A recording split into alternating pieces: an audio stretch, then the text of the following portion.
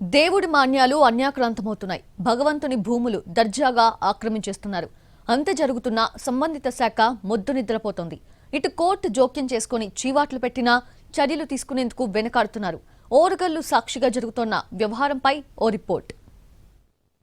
వరంగల్ జిల్లాలో ఆలయాల భూముల అన్యాక్రాంతం గురించి అందరికీ తెలిసిందే. ఇటీవల భద్రకాళి అమ్మవారి నవరాత్రుల సందర్భంగా వచ్చిన మంత్రి కొండా సురేఖ దృష్టికి కొందరు అధికారులు తీసుకువెళ్లారు. దీనిపై ఆమె సీరియస్గానే స్పందించారు. ఆలయ భూములు కబ్జా చేస్తే సహించేది లేదని వార్నింగ్ ఇచ్చారు.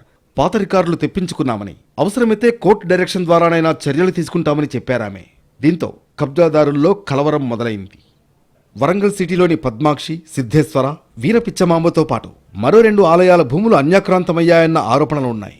హనుమకొండలోని రంగనాయక స్వామి దేవాలయం, సిద్ధేశ్వరాలయం, పద్మాక్షి దేవాలయం, మాతా మునులపాటి వీరపిచ్చమాంబ మఠం, మట్టివాడలోని వేణుగోపాలస్వామి దేవాలయాలకు చెందిన మొత్తం 22 ఎకరాల భూమి కబ్జాకు గురైంది.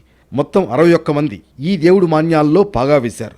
పెద్ద పెద్ద అపార్ట్మెంట్లు లేపేసి అమ్ముకున్నారు. వీటితో పాటు మరికొన్ని దేవాలయాల భూములు కూడా అక్రమార్కుల చేతుల్లోకి వెళ్లిపోయాయి. వీటిని వెనక్కి రప్పించేందుకు కొందరు పోరాటం సాగిస్తున్నా ప్రభుత్వం పట్టించుకోవడం లేదు. దీంతో లోకాయుక్తను ఆశ్రయించారు.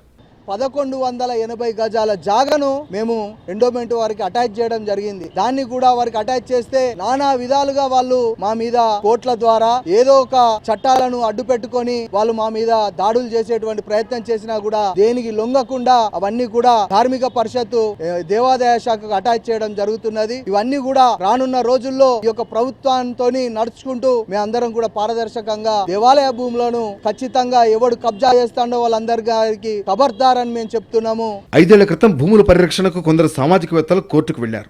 జడ్జి ముట్టికాయలు వేయడంతో సర్వే చేపట్టిన అధికారులు కబ్జాలు నిజమేనని రిపోర్ట్ ఇచ్చారు.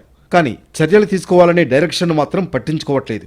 ఓరుగల్లు నడిబొడ్డున హనుమకొండ పద్మాక్షి ఆలయ భూములను కబ్జా చేసిన వారిపై ఇప్పటికీ చర్యలు లేవు. లోకాయుక్త కొత్త న్యాయమూర్తిగా వచ్చిన జస్టిస్ రాజశేఖర్ రెడ్డి ఇటీవల వరంగల్ జిల్లాలో దేవాలయ భూములపై విచారణ చేపట్టారు. 10 రోజుల క్రితం జరిగిన విచారణకు మరోసారి అధికారులు హాజరు కాకపోవడంతో ఆగస్టు 8కి వాయిదా వేశారు.